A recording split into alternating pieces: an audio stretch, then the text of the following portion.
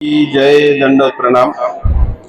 आपण पैठण येथे आज स्थानवंदन करण्यासाठी आलेलो आहोत। तर हे जे स्थान आहे हे स्थान महादाश्रमाची यंत्रासन पूर्वक पूजा स्वीकार स्थान आहे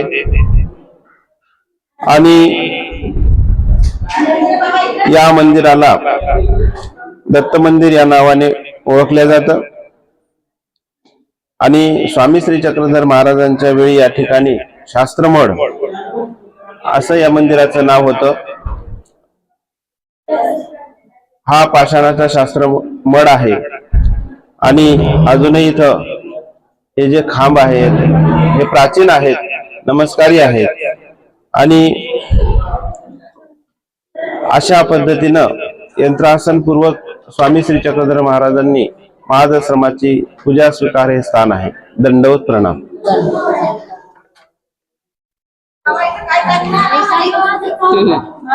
तुम्हाला नंतर सांगतो। हो।